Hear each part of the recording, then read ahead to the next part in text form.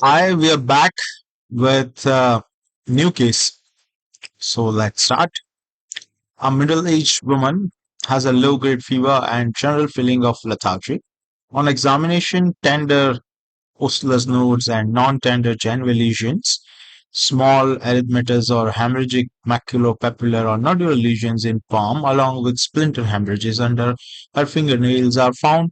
Non-specific red spots with white or pale centers seen on retina, that is road spots, are also discovered, and vegetation on mitral valve is visible on echocardiogram.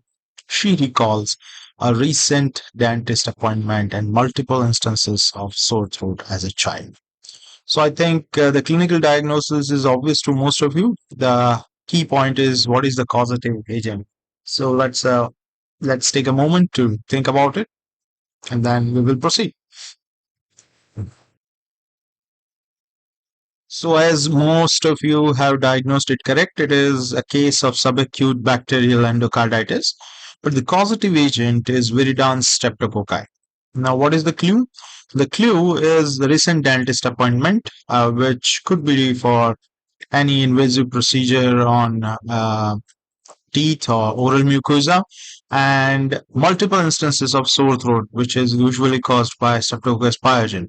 And we know that Viridans streptococci and enterococci, they colonize previously damaged valves by group A streptococci, that is rheumatic fever. So it is a subacute bacterial endocarditis caused by Viridans streptococci. Now, Viridans streptococci is not one single bacteria. It is actually a big group, and this is the most recent classification as per my knowledge.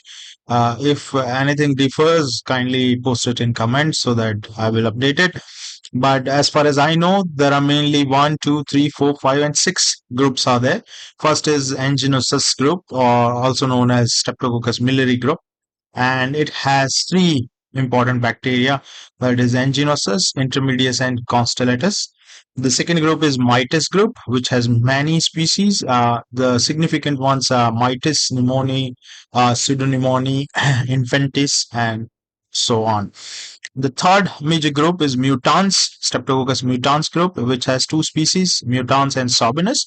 The fourth group is Streptococcus bovis group, which we have seen in earlier case. If you have not watched that episode, see the earlier episode which deals with the Streptococcus bovis group. So Streptococcus galolyticus, also known as previously Streptococcus bovis, now Infantarius, Luteinsis, Pasturianus, and Equinus. These are the five species included in this group. The Streptococcus sanguinis group contains Sanguinis, Parasanguinis, and Gordoni, and Salivarius group contains Salivarius, Vestibularis, and Thermophilus group. So that is a huge group. If you cannot remember all the name, it's okay. Just remember the group names so that when we see a report, we should be able to understand it. Okay, it is Viridans group of Streptococci. So Anginosus, Mitis, Mutans, Bovis, Sanguinis, and Salivarius. Now let us see the detailed pathogenesis. So these Viridans streptococci, like mutants and anginosus, they are normal flora of oropharynx epithelium, and they bind to the pellicle of teeth, and they usually ferment carbohydrates into lactic acid. And this lactic acid demineralizes the tooth enamel, and that is the cause of dental caries.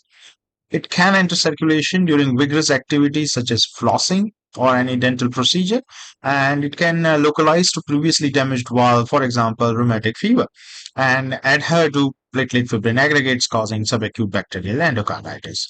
The intermedius, Streptococcus intermedius, is also a normal flora of GI tract, and it is a microaerophilic bacteria which thrives in low oxygen environment, and it is a common cause of brain or liver abscess.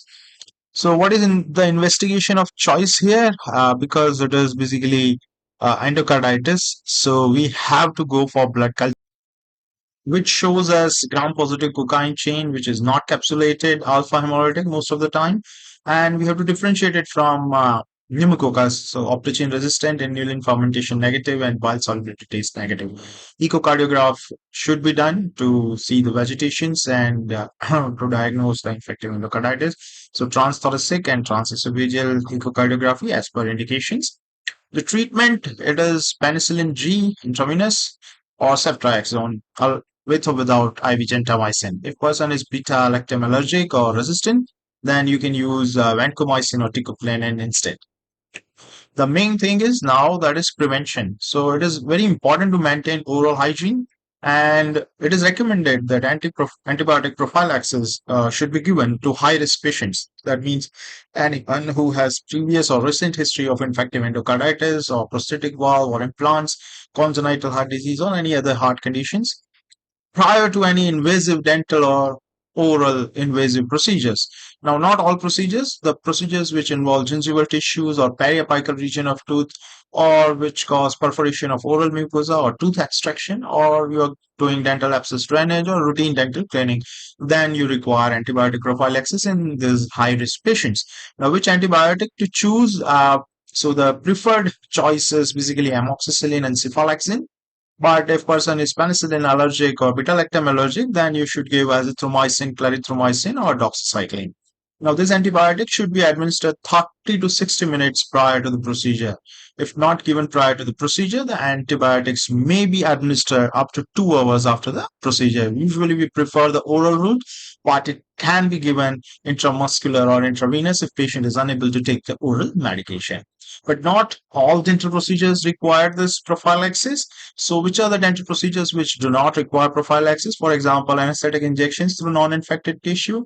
We are taking dental radiograph, placement or adjustment of removable prosthodontic or orthodontic appliances, placement of orthodontic brackets, and shading of primary teeth, or bleeding from trauma to lips or oral mucosa. So, do bear in mind that these are the things which do not require antibiotic prophylaxis. So this is a very important case, a very common condition, very frequently tested on various examination. I hope you like this video and you learned something new today. So if you are liking the series, I would recommend that you subscribe to the channel and do share this video with your friends, colleagues, and whomever you feel suitable. Thank you. Happy learning.